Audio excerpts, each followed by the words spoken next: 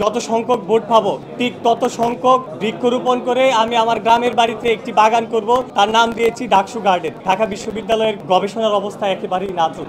আমি নিজেও একজন গবেষক। আমি স্বতন্ত্র ডাকসু ভিপি ক্যান্ডিডেট। ভোট কি পাবো জানি না, তবে সকলের মন জয় করব, সকলের ভালোবাসা পাবো এটা নিশ্চিত জেনে আমি আমার প্রার্থীরা ঘোষণা করছি। আমার স্বতন্ত্র প্রার্থী হওয়ার একমাত্র কারণ হচ্ছে আমার ভবিষ্যতে কোনো রাজনীতি করার ইচ্ছা নেই। যেহেতু ডাকসুর কারণে আমার সামনে একটি সুযোগ এসেছে আমার ছাত্র ভাই বোনদেরকে নিয়ে কাজ করার, এবং সেই ছোটবেলা থেকেই স্বপ্ন দেখি একদিন ঢাকা বিশ্ববিদ্যালয়ে পড়ব, ডাকসুতে সুযোগ পেলে ছাত্র ভাইদেরকে নিয়ে বোনদেরকে নিয়ে কাজ করব, এবং সেই মনোবাসনা পূরণের লক্ষ্যে নিজেকে উজাড় করে বিলিয়ে দেওয়ার জন্য আমি প্রার্থীতা ঘোষণা করছি। আমার প্রথম নাম্বার ইশতেহার হচ্ছে DUCSU garden. Walton AC exchange অফারে এখন যে কোনো ব্র্যান্ডের পুরাতন এসি বদলে নতুন ওয়ালটন এসিতে উপভোগ করুন 25% ছাড়। Walton air conditioner, comfort without compromise. আমি পাস করব কি করব জানি না, সেটা আমাদের সচেতন ভোটার ভাই বোনরা ঠিক করবে, কিন্তু আমি যত সংখ্যক ভোট পাবো ঠিক তত সংখ্যক বৃক্ষরোপণ করে আমি আমার গ্রামের বাড়িতে একটি বাগান করব। তার নাম দিয়েছি ডাকসু গার্ডেন। এখন প্রশ্ন হতে পারে ছাত্রদের কি কাজে লাগবে এটা আসলে সরাসরি ছাত্রদের কোনো কাজে লাগবে না।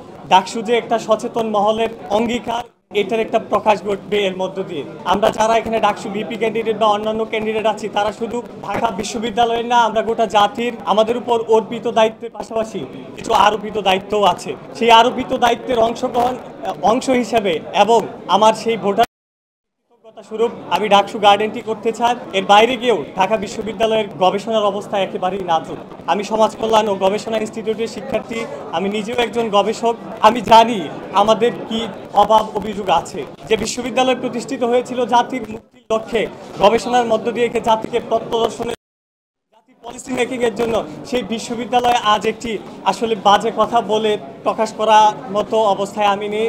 আমাকে এখন ইতিবাচক কথা বলতে হবে, আমি বললাম না, কিন্তু সেই ঢাকা বিশ্ববিদ্যালয় আজ মুমূর্ষ, ভালো নেই।